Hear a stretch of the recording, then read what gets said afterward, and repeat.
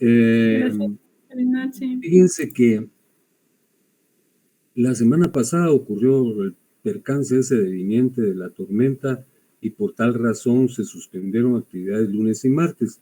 El martes estaba programado nuestro examen y por dicha razón, la que estoy invocando, ya no tuvo lugar. Entonces, inmediatamente que el decano transmitió esa suspensión, nosotros la trasladamos también. El examen es el viernes 21 a las 19 horas y puntualizo que es el viernes 21, porque pese a que se había informado, algunos consideran que es el viernes de la semana venidera, ¿verdad? No es así, es este viernes, el viernes venidero, este viernes de esta semana a las 19 horas. En el caso de ustedes no hay ningún inconveniente porque esa es la hora de clase, pero ahora las dos secciones en las que yo imparto el curso se van a examinar simultáneamente a las 19 horas. Luego, clarifico algo en relación a las recuperaciones. Era menester adscribirse a Classroom en el espacio correspondiente. Hay dos ámbitos ahí, de la primera y la segunda rechazada. Entonces, según sea el caso, ustedes se adscribirán a quienes estén en esta situación al espacio que corresponda. Y además deben acompañar la constancia del depósito, ¿verdad?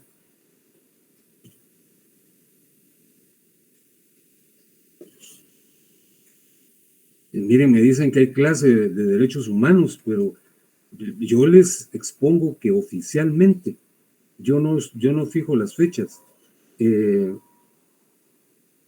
Ese día hay examen, ¿verdad? Es el examen de derecho civil. Entonces no puede haber ningún problema porque tal y como dice Melanie, el día del examen no hay clase. Eso se lo han de haber notificado. No sé quién es parte de derechos humanos. Creo que es Sony, ¿verdad? Sony López. Lo han de haber notificado ya al profesor porque esta fue una emergencia. Nosotros estábamos programados para el martes de la semana pasada, te lo repito.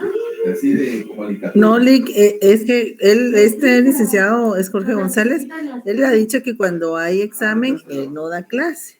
Sí, así es. Muchas gracias, sí, cuando hay examen. Este es un señalamiento oficial, es decir, yo no trasladé la fecha, sino que fueron las autoridades, fue coordinación. Y como Civil 2 no ha tenido evaluación, todas las secciones se examinan de Civil 2 ese día y consecuentemente no hay clases, ¿verdad? De derechos humanos. Bien, ¿qué les exponía yo? Les hablaba de las recuperaciones. Entonces les señalaba que ustedes tienen que, los que estén en esa condición, tienen que subir su comprobante de depósito, no la autorización de depósito. La autorización de depósito no prueba el pago, ¿verdad? Entonces es el comprobante de depósito el que ustedes tienen que consignar en Classroom, en el espacio que corresponde, para que no haya problema. Al finalizar la clase, lo vuelvo a señalar, pero reitero e insisto lo relativo al examen, porque me preocupó ya cuando hay varias comunicaciones preguntando sobre eso, ¿verdad? Es este viernes. Hoy es martes, miércoles, jueves, viernes 21 después del feriado a las 19 horas. Luego les quiero exponer algo. Los tópicos que vamos a examinar en el final, que ya va a ser en breve, ¿verdad? Tal vez en menos de un mes, ojalá que podamos avanzar lo suficiente, parten de la propiedad horizontal. Nosotros examinamos la propiedad horizontal en oportunidad anterior, luego la propiedad intelectual, y hoy vamos a hablar de la propiedad industrial. Fíjense que les quiero reiterar una situación. Pues para mí no es generadora de problema, pero en la coordinación del curso enunciaba, como se los expuse, que este es un punto que está fuera del programa y que no había que abordarlo. Yo en lo personal creo que sí hay que abordarlo, ¿verdad? Porque nosotros estamos hablando de la institución de la propiedad y de todas sus manifestaciones. hablamos de la copropiedad, de la propiedad horizontal, de los modos de adquirir la propiedad, de la propiedad intelectual, y hoy vamos a hablar de la propiedad industrial. Por supuesto, estos tópicos que yo estoy tratando sobre la propiedad intelectual y sobre la propiedad industrial son temas muy genéricos, son exposiciones inductivas, porque este es un tema que ustedes desarrollarán con relativa prolijidad en el curso de Derecho Mercantil. En efecto, ahí se ha situado la institución de la propiedad intelectual y de la propiedad industrial en la actualidad, pero su génesis, su raigambre, su fuente, su punto de origen es el derecho civil, y nosotros debemos tener una visión genérica y panorámica de la misma, ¿verdad? Si yo no pretendo agotar el tema, obviamente tampoco ustedes están en este momento en un punto de cognición suficiente, porque tendríamos que dedicarle mucho tiempo, pues por lo menos un mes solo para tratar estas instituciones. Nosotros, para sensatamente ubicar el génesis de la propiedad industrial y de la propiedad intelectual en donde corresponde, es que lo abordamos y lo abordamos de manera muy genérica. Ustedes recordarán que en la clase anterior hablamos de que hay dos clases de bienes en atención a su naturaleza: los bienes corporales y los bienes incorporales. Los bienes corpóreos son aquellos que, como su nombre lo indica, tienen cuerpo, tienen materia, tienen tangibilidad, los vemos, los sentimos, los tactamos, ¿verdad? Un vehículo, nuestro teléfono celular, un árbol, esos son bienes corporales. Y los bienes incorpóreos son aquellos, obviamente, a contrario censo, que no tienen materia, pero que existen, son abstracciones, como la propiedad intelectual. Es la propiedad sobre las ideas. Y hablamos que la propiedad intelectual se divide en dos grandes ámbitos: el derecho de autor, que fue el que tratamos la vez anterior, y la propiedad industrial, sobre la que hablaremos someramente el día de hoy. Va a ser una exposición muy breve.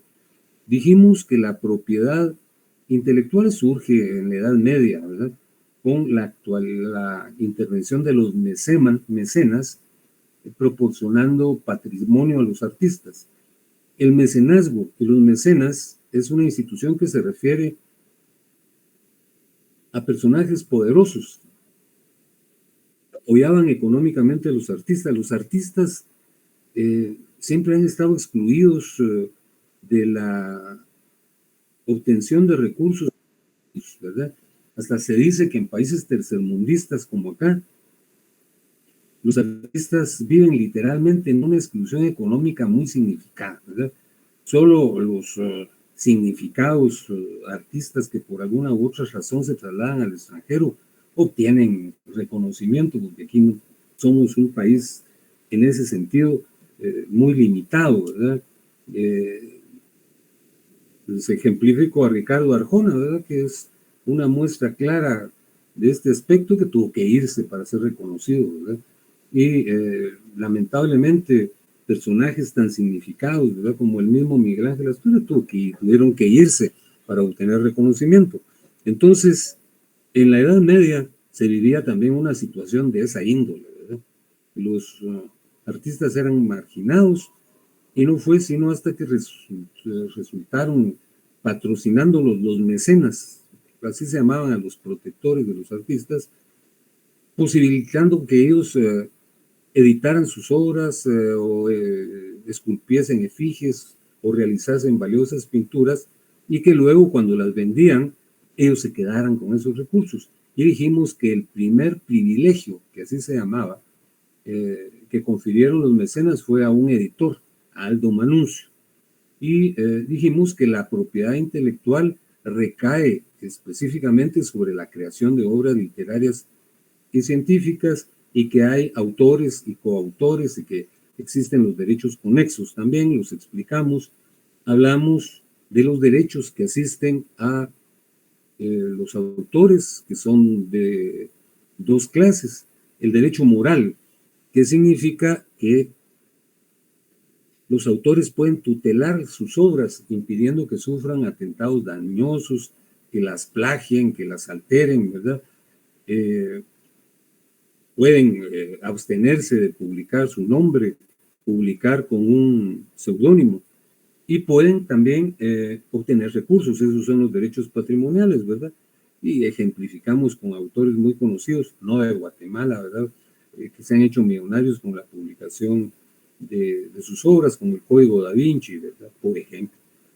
Y luego hablamos del registro de la propiedad intelectual, cómo está conformado, etc. El día de hoy vamos a hablar brevemente, muy brevemente, y no les voy a hacer preguntas para no atormentarlos para el día viernes. Vamos a hablar de la propiedad industrial y seguidamente les presento el temario respectivo, que es el siguiente. Aquí está. Ya lo tienen a la vista, ¿verdad? Ya, licenciado. Sí, muchas gracias. Gracias. Bueno, empiezo con el numeral 1, reiterando lo que yo ya les expuse sobre las propiedades especiales. Las propiedades especiales son las que recaen sobre bienes incorpóreos. Hace un minuto les señalé que hay bienes corpóreos, que son los que tienen materialidad, tangibilidad, corporeidad, que los vemos, los tactamos, los sentimos, ¿verdad? Pero hay bienes que no, ¿verdad? Que son abstracciones, ¿verdad? Como la transmisión de sentimientos a través de los poemas o de las canciones. Obviamente las canciones no tienen cuerpo, podemos decir que están grabados, ¿verdad? Están impresos, pero podemos destruir los acetatos o en donde están grabados o los libros en donde están impresos y no estamos destruyendo una idea porque no se puede, ¿verdad? Entonces, dentro de las propiedades especiales está la propiedad intelectual, que ya explicamos, y ahora la propiedad industrial. Miren, de manera sumamente breve y simplista, les explico qué es la propiedad industrial. Y se los traslado por la misma razón que invoqué hace unos minutos. Se los traslado de manera sencilla porque, tal y como dicen algunos profesores de nuestro curso y la señora coordinadora, que este es un tópico del derecho mercantil, en efecto así es.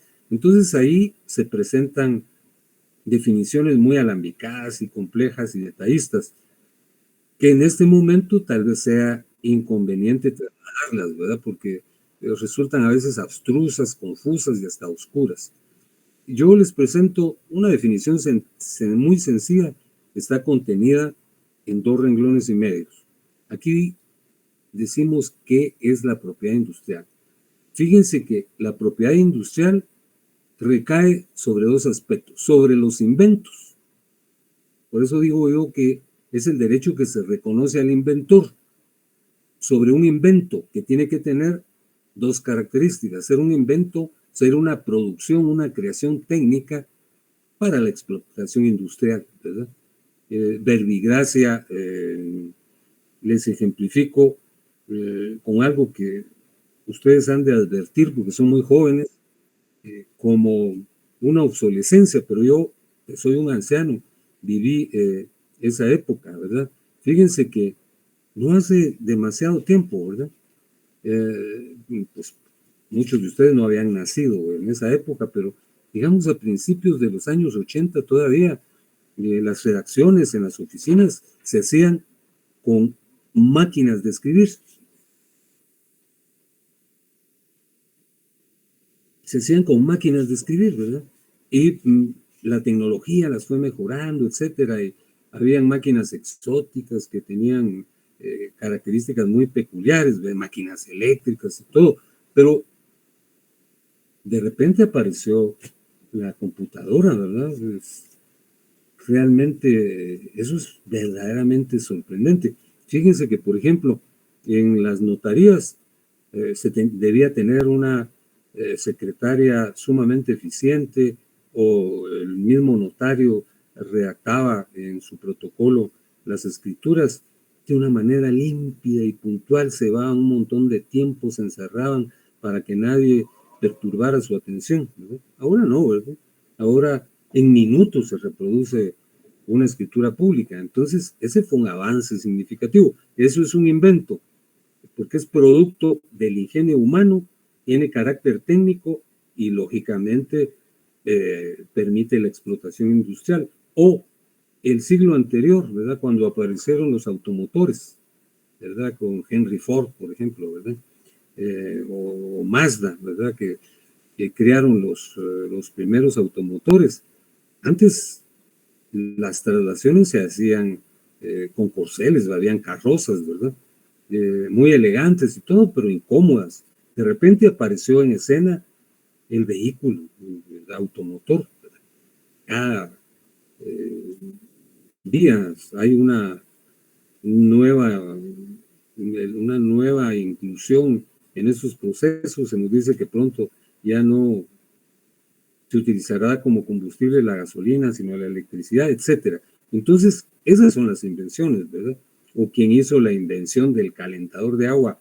¡Ah, qué maravilla!, ¿verdad? Porque antes, y todavía en algunos lugares, se calienta el agua, ¿verdad? Pero no, ahora hay un aditamento que se incorpora a la regadera y qué maravilla, el agua sale tibia, ¿verdad? Eso es un invento. Pero también dentro de la propiedad industrial se incluyen los signos identificadores de los productos o de una empresa. Esa es propiedad industrial porque promueve el comercio. Por ejemplo, el símbolo o el logo de la Coca-Cola o de la Pepsi-Cola, ¿verdad? Que solo esas empresas pueden utilizarlo y son ampliamente conocidas, ¿verdad? Por ejemplo, los licores tienen una imagen, un signo identificador, un nombre comercial que lo identifica.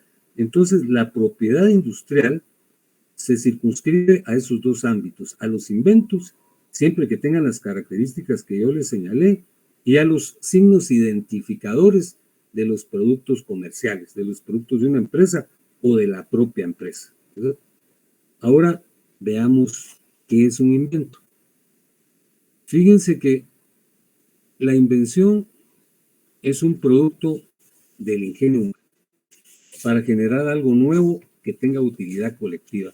Hace unos minutos yo explicaba qué es una invención y decíamos que la invención, obvio y lógicamente, tiene que estar generada por el ingenio del hombre, de la mujer, ¿verdad? Por el ingenio de la humanidad, pero que debe partir de una concepción técnica y que se proyecte en una consecuencia que produzca utilidad colectiva. Hablamos de la computadora, hablamos de los automotores, para ejemplificar de manera concreta. Eso es un invento, ¿verdad? Fíjense que es un producto del ingenio humano, genera algo nuevo y la consecuencia es que debe tener utilidad colectiva. Luego preguntamos en el número 6, ¿cuántas clases de inventos existen? Y señalamos que concretamente son dos. En primer lugar, las invenciones de productos. Para no darle muchas vueltas al asunto,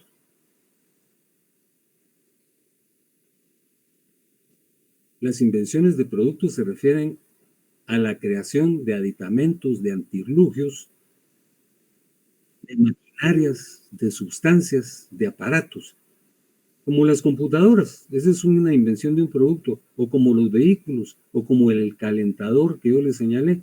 Fíjense que hay invenciones tan... ahora nos parecen simplistas, pero en su momento fueron muy significadas, como, por ejemplo, las máquinas de afeitar. Es verdaderamente increíble. Eso de la afeitada es un tormento diario, ¿verdad? Y en una época ha haber sido algo terrible. Por ejemplo, hace un poco más de 100 años, era un rito la afeitada, ¿verdad? Porque se hacía con navajas, de esas navajas con las que aparecen los barberos de las películas, ¿verdad? Que le ponían un lienzo caliente en la cara a quienes acudíamos a ellos y con una máquina, con una navaja sumamente afilada. En eso aparece Henry Gillette, creo que se llamaba este personaje, que creó esas maquinillas que todos usamos, ¿verdad? Y que se han ido convirtiendo con el tiempo en productos verdaderamente alambicados, ¿verdad? Hay máquinas con 3 filos, ahora hay hasta de 5, ¿verdad? Y que son sumamente seguras, ¿verdad? Y que ya no molestan tanto, ya no es tan tormentoso eso esos son las invenciones de productos, ¿verdad? Pero también hay invenciones de procedimientos. Fíjense que los procedimientos se refieren a la creación de ciertas sustancias. Entonces, la invención se refiere a una secuencia de fases. Por ejemplo, para crear un medicamento, ¿verdad?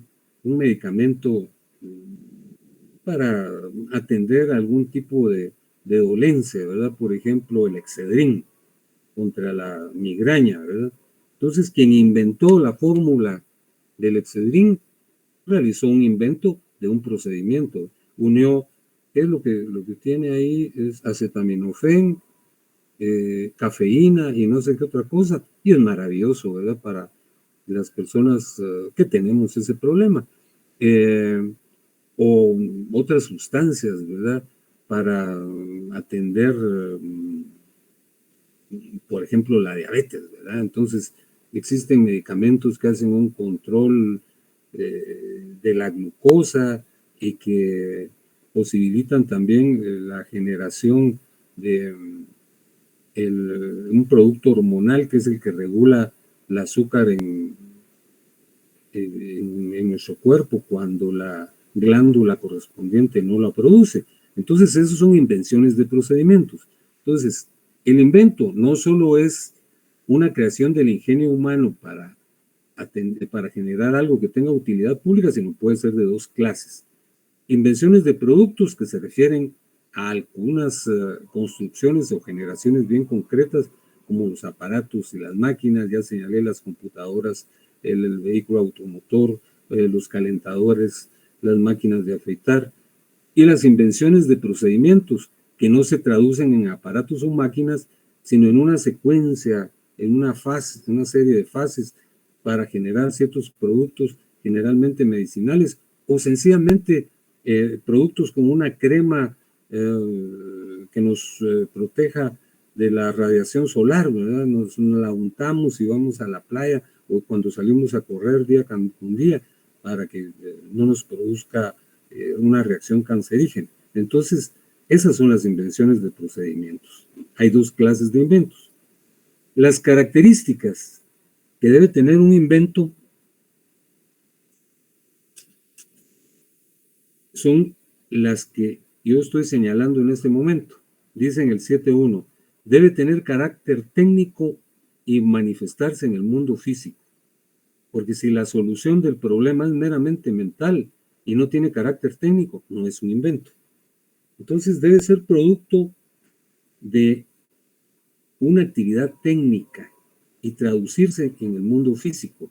Verbigracia, los casos que ya señalé, inventó el automotor, ¿verdad?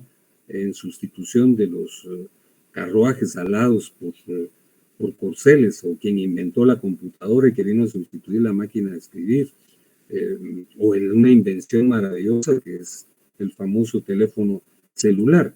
Pero si se trata de situaciones meramente mentales, como por ejemplo esos procedimientos que se utilizan para combatir el estrés, se acude con un psiquiatra, ¿verdad? O hay textos en donde se hacen señalamientos relativos al reposo, a la reflexión para obtener la paz mental y espiritual. Eso no es un invento. Eso no es un invento porque no rebasa el ámbito mental. Además, el 7.2 dice que debe tener intervención el inventor en la obtención del resultado. Entonces, fíjense que aquí les añado esto. Por esta razón, no se consideran inventos el descubrimiento de fenómenos, propiedades o leyes del universo. Es decir, si alguien, como ocurrió, descubrió los anillos de Saturno, o descubrió el planeta Plutón, o descubrió uno de los satélites de Júpiter, ¿verdad? Son Ariel, Umbriel, Titania, Oberón y Miranda. Esos son descubridores, pero no son inventores. Claro está, aquí se los clarifico, que el invento puede estar basado en el conocimiento de un fenómeno natural, pero el fenómeno natural per se no es una invención. Fíjense que lo relativo a la ley de la propiedad industrial está regulado en esta ley que yo tengo en las manos en este momento, que es el decreto 57-2000. Y fíjense que se los leo nada más. Fíjense que dice, en relación a lo que yo les acabo de leer, el artículo 91 dice: materia que no constituye invención. No constituirán invenciones, entre otros, los simples descubrimientos, lo que yo les acabo de decir, ¿verdad? Las materias o las energías en la forma que se encuentren en la naturaleza. Los procedimientos biológicos tal como ocurren en la naturaleza y que no supongan intervención humana. Las teorías científicas y los métodos matemáticos. Las creaciones puramente estéticas, las obras literarias y artísticas. Los planes, principios, reglas o métodos económicos de publicidad o de negocio y los referidos a actividades puramente mentales o intelectuales y los programas de ordenador aisladamente considerados. Entonces, claro, aquí está enunciado de una manera muy puntual, pero y yo se los formulo en términos de generalidad. Entonces, el invento debe tener carácter técnico y manifestarse en el mundo físico, y el inventor debe intervenir. Los descubrimientos no son inventos, ¿verdad? Y aquí les señalo lo que se establece también en la ley, que dice que los programas de ordenador no son considerados inventos, ¿verdad? Porque solo permiten que haya un sistema de computación y que se puedan interpretar las instrucciones del mismo. Ahora les traslado yo lo que es una patente. Y quiero leerles el artículo correspondiente. Si ustedes me permiten, lo busco en este momento. Está regulado inicialmente en el artículo 99, ¿verdad? El artículo 4 dice lo siguiente: patente. Dice: patente es el título otorgado por el Estado que ampara el derecho del inventor o del titular con respecto a una invención cuyos efectos de alcance están determinados por esta ley. Pues yo pretendí ser un poco más explícito. Dice: la patente es el derecho surgido de la invención. Se acredita mediante un documento denominado patente. La patente es un título expedido por un documento oficial emitido por el Estado, mediante el cual se acreditan los derechos exclusivos que corresponden al inventor o a quien ha adquirido el derecho de ser titular de un invento. Es decir, una persona se ha esforzado, ¿verdad?, mediante un lapso a efecto de producir un producto, y va y lo inscribe en el registro correspondiente, que es el registro de la propiedad industrial. Entonces le otorgan un documento que le reconoce exclusividad, y el inventor puede obtener beneficios exclusivos durante cierto tiempo. Eso está regulado en el artículo 126, que dice vigencia de la patente. La patente de la invención tendrá vigencia por un plazo de 20 años, contados desde la fecha de presentación de la respectiva solicitud. Es decir, la persona que tiene la condición de inventor puede acudir a obtener, para efectos del caso, un reconocimiento que les pide el Estado a través del registro de la propiedad industrial para que él tenga exclusividad sobre ese producto sobre cierto tiempo, durante cierto tiempo, que son 20 años en nuestro país. Fíjense que, por supuesto, la patente puede extinguirse. Aquí se los puse. ¿Cómo caduca una patente? Eso está regulado en el artículo 140 de nuestro código. Entonces, se expira, caduca por expiración del plazo para el que hubiera sido concedida. Se expide por 20 años, al terminar los 20 años, pues ya no se puede tener la exclusividad en el caso de los inventos. Porque, como lo vamos a leer, a partir de ese momento, por el criterio del sentido social de la propiedad, ya se puede utilizar en beneficio de la colectividad libremente. Hay un artículo que lo regula específicamente y se lo leo. Es el artículo 140, que dice lo mismo que le señalo yo ahí, solo que yo lo consigné más breve. Dice, extinción de la patente. La patente se extingue en los siguientes casos. A, por el vencimiento del plazo, ¿verdad? B, por renuncia a la patente por parte del titular y por falta de pago oportuno de una anualidad o, en su caso, del recargo por pago extemporáneo. Es decir, en un momento dado, el titular puede renunciar, como lo dice el artículo 141. El titular de la patente podrá renunciar en cualquier tiempo a una o a varias de las reivindicaciones de la patente o a la patente en su totalidad, mediante escrito con firma legalizada y presentado ante el registro. La renuncia surtirá efectos a partir de la fecha de su presentación, sin perjuicio de lo dispuesto en este artículo. Entonces puede renunciar y también hay que pagar una anualidad, pues hay que pagar derechos, y si no los paga, entonces caduca también la patente. Fíjense que es muy importante señalarles lo que dice el artículo 139. La invención objeto de una patente y por cualquier causa se haya extinguido o de una solicitud publicada que hubiese sido abandonada, pasará al dominio público. Es decir, cuando se vence el plazo, ya la patente, el invento es de dominio público, ¿verdad? Y se puede utilizar, claro, atendiendo lo que regula la ley, pero ya no hay exclusividad, porque las invenciones se generan en beneficio social, inicialmente en beneficio de su creador, ¿verdad? Que él puede hacer uso de las mismas durante 20 años. ¿Dónde es que se inscribe o dónde se obtiene la patente de invención? ¿Cuál es la entidad que regula lo atañedero a las patentes de invención? Fíjense que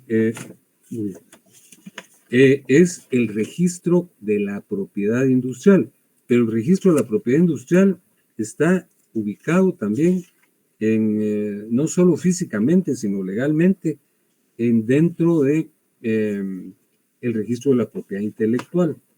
Así lo dice la ley. Se los leo. Es el artículo 162, es el título cuarto que habla del registro de la propiedad intelectual. Dice así, artículo 162, del registro y sus funcionarios. Sin perjuicio de lo que disponga la ley de derecho de autor y derechos conexos, el registro de la propiedad intelectual es la autoridad administrativa competente para A, organizar y administrar el registro de los derechos de propiedad industrial. B, cumplir todas las funciones y atribuciones que le asigna esta ley. C, desarrollar programas de difusión, capacitación y formación en materia de derechos de propiedad intelectual y realizar cualesquiera otras funciones o atribuciones que se establezcan por ley en el reglamento respectivo. ¿Cómo está conformado el registro? Ya se los di a conocer en oportunidad anterior, pero el segundo párrafo de este artículo 162 dice que el registro estará a cargo de un registrador asistido en el cumplimiento de sus funciones por uno o más subregistradores, quienes actuarán por delegación de aquel. Luego dice, el registro tendrá el personal que sea necesario para cumplir sus atribuciones y podrá solicitar y recibir a través del Ministerio de Economía la colaboración y apoyo de entidades internacionales, regionales o nacionales. Y finalmente, yo les traigo a cuenta que son los signos distintivos, porque les dije que la propiedad intelectual incluye no solo los inventos, sino los signos distintivos. Aquí les relaciono qué son los signos distintivos. Fíjense que les establezco que los signos distintivos son las señales o figuras que utilizan las empresas para hacerse reconocer en el mercado y diferenciarse de sus competidores. De acuerdo con nuestra legislación, artículo 4 de la Ley de Propiedad Industrial, un signo distintivo puede ser una marca, un nombre comercial, un emblema, un rótulo, una expresión o una señal de publicidad y una denominación de origen. Así lo dice la ley, solo que lo dice más breve. Dice, signo distintivo, es el artículo 4. Cualquier signo, fíjense, cualquier signo que constituya una marca, un nombre comercial, un emblema, una expresión o señal de propaganda o una denominación de origen, forma parte de la propiedad industrial. Entonces, la propiedad industrial está conformada por los inventos propiamente dichos y por los signos distintivos. Bueno, de esta manera estoy concluyendo la exposición de esta noche. Como les dije, con el ánimo de no afectarlos, porque ya dentro de, ¿cuánto? 72 horas, 24, 48, sí, 72 horas nos estaremos examinando. Les repito nuevamente que el examen es el próximo viernes, el viernes 21 a las 19 horas. Y les traigo a cuenta también lo relacionado con los exámenes de retrasadas, ¿verdad? Que han habido 2 oportunidades. Entonces ustedes tienen que acreditar el pago, lo tienen que hacer en Classroom. Ahí hay un ámbito en donde están consignados, un apartado específico para la primera y para la segunda rechazada. Ustedes tienen que acompañar su comprobante de pago, el depósito de la cantidad que pagaron, que lo pudieron hacer por la vía digital o personalmente. Entonces, por favor, acompáñenlo porque han estado acompañando la autorización de pago, pero eso no comprueba el pago. Yo concluyo reiterándoles mi satisfacción por este contacto. Ya teníamos un par de semanas de no escucharnos ni de vernos. Entonces, les traslado mis mejores deseos. Por favor, obtengan los mejores resultados. Así están ustedes tranquilos y yo también lo estaré, ¿verdad? Y yo lo deseable es que ustedes con su zona aprueben la materia, pero si no, que se aproximen a ella, por favor. Así es que tengan buena noche, que descansen y que estudien bastante. Pues les reitero que no hay clase de derechos humanos, ¿verdad? Porque obviamente esta es una fecha oficial fijada por coordinación para resolver el problema de Derecho Civil 2 que no pudimos examinarnos por causa de la tormenta que causó lamentables consecuencias en nuestro país y en Centroamérica. Así es que me despido de ustedes por hoy y que tengan buena noche. Que